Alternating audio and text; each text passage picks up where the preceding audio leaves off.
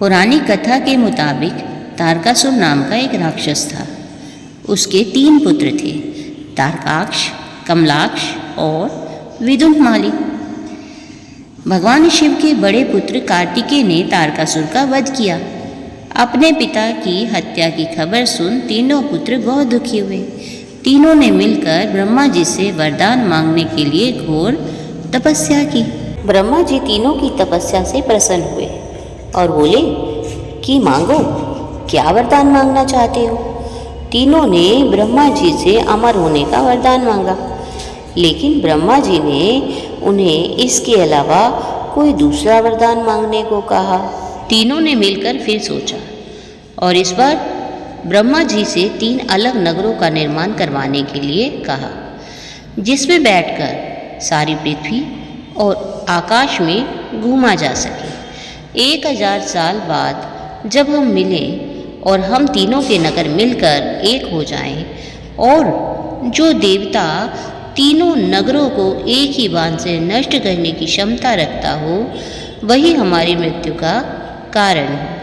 ब्रह्मा जी ने उन्हें वरदान दे दिया। तीनों वरदान पाकर खुश हो गए और ब्रह्मा जी के कहने पर मय दानव ने उनके लिए 3 नगरों का निर्माण किया। तारकाक्ष के लिए सोने का, कमला के लिए चांदी का और विदुंतमाली के लिए लोहे का नगर बनाया गया। तीनों ने मिलकर तीनों लोगों पर अपना अधिकार जमा लिया। इंद्र देवता इन तीनों राक्षसों से भयभीत हुए और भगवान शंकर की शरण में गए।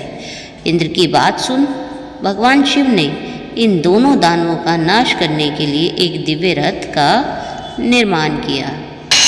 इस दिव्य रथ की हर एक चीज देवताओं से बनी। चंद्रमा और सूर्य से पहिए बने। इंद्र, वरुण, यम और कुबेर रथ के 4 घोड़े बने। हिमालय धनुष बने और शेषनाग प्रत्यंचा बने। भगवान शिव खुद बाण बने और बाण की नोक बने अग्निदेव।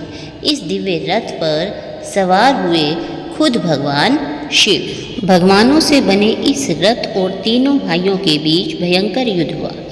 जैसे ही ये तीनों रथ एक सीध में आए, भगवान शिव ने बाण छोड़ तीनों का नाश कर दिया।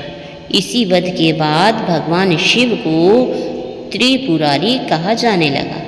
यह वध कार्तिक मास की पूर्णिमा को हुआ, इसलिए इस दिन को त्रिपुरी पूर्णिमा नाम से भी जाना जाने लगा। इस कथा को सुनने मात्र से ही मनुष्य के समस्त पाप नष्ट हो जाते हैं। इस प्रकार आपको आज की कथा कैसी लगी, आप कमेंट में अवश्य बताइए और कमेंट में ओम नमो भगवते वासुदेवाय अवश्य लिखें। धन्यवाद। आपको वीडियो अच्छी लगे वीडियो को लाइक करें, शेयर